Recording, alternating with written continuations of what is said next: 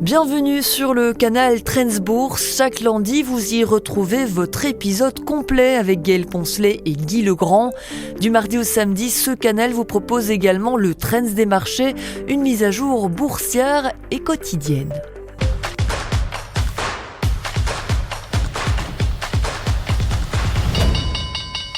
Bienvenue dans notre journal des marchés. On jette un coup d'œil aux tendances boursières du jour.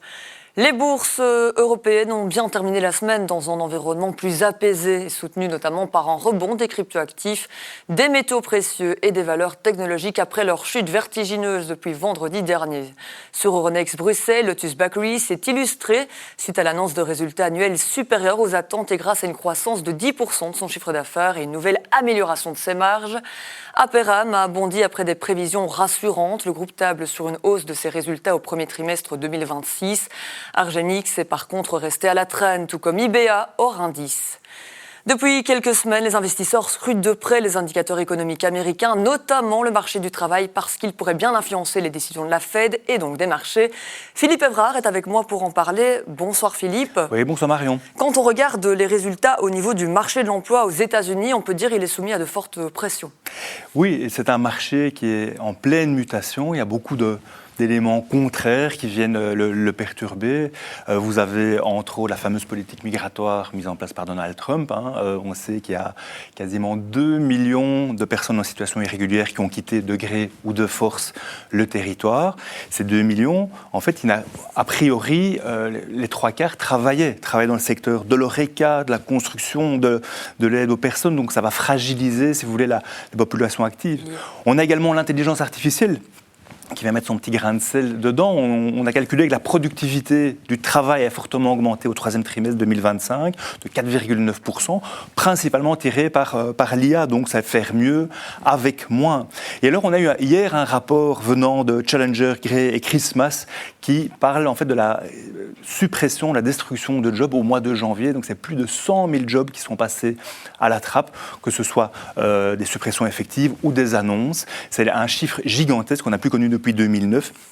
Qu'est-ce qui explique ça ? C'est par exemple le secteur de la santé, moins 17 000 jobs suite justement à l'augmentation des coûts de la main-d'œuvre. C'est UPS, le livreur d'Amazon, qui a passé à la trappe plus de 30 000 jobs. Et alors, Amazon, on y revient, qui a aussi fait une annonce de la suppression de 16 000 jobs. Et justement, faut-il s'inquiéter de ces suppressions massives, vous l'avez dit, d'emplois aux États-Unis ? Alors il faut vraiment être vigilant par rapport à tout ça. C'est vrai que pour l'instant, ça prend une tendance qui est peut-être un peu moins bonne. On aura mercredi les chiffres du chômage aux États-Unis. On verra si la tendance communiquée le mois passé, donc un taux de chômage qui est à 4,4%, est-ce qu'elle sera confirmée ? Parce qu'on pense que ce chiffre était artificiel. Et on aura également la création d'emplois. Généralement, elle aussi aux alentours de 200 000 unités. Le mois précédent, elle était à 50 000 et ici, on planifie une création de 70 000 jobs. Donc vraiment, à voir.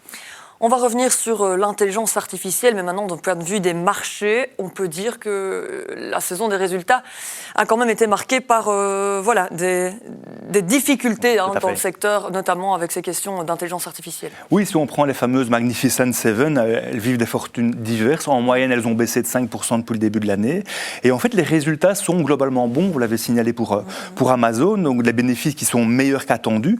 Mais par contre, ce qui effraie les marchés, c'est plutôt la trajectoire. Donc c'est le retour sur investissement. On sait qu'il y a beaucoup d'argent qui est mis sur la table justement pour lancer cette IA, pour créer des centres de calcul, etc. Et quand est-ce que ce retour sur investissement sera de retour ? C'est ça qui vraiment effraie les marchés.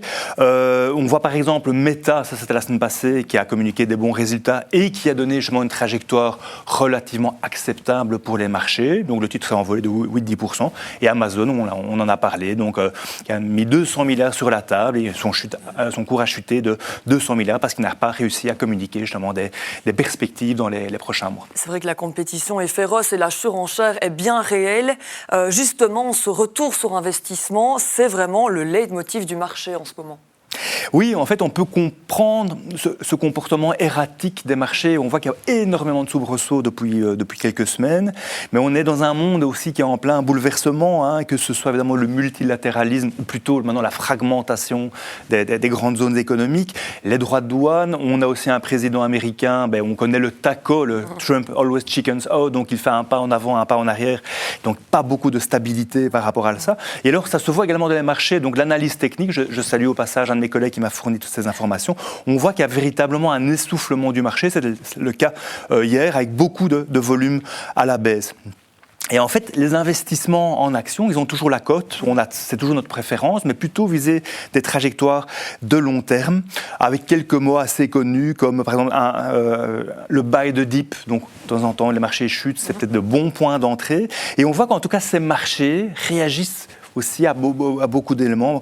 Ils attendent justement des retours sur investissement rapides, plutôt essayer d'étaler ça prend un peu plus de temps, mais c'est pas grave. On voit qu'il y a des rotations dans l'économie, mais à nouveau, il faut pas trop s'en inquiéter. Les choses devraient bien se passer, mais garder une trajectoire. Donc très rapidement, le conseil, c'est quoi? C'est diversifier, c'est insister sur une série d'actifs plus que d'autres? C'est effectivement rester diversifié dans les régions. L'Europe fonctionne très bien, les pays émergents fonctionnent très bien. Ne pas avoir peur des soubresauts, parce qu'il y en a eu et il y en aura encore. Et il faut avoir une stratégie à long terme. C'est comme ça qu'on en sortira vivant. On aime cet optimisme, Philippe. Merci beaucoup à vous d'avoir été avec nous. À bientôt. Au revoir.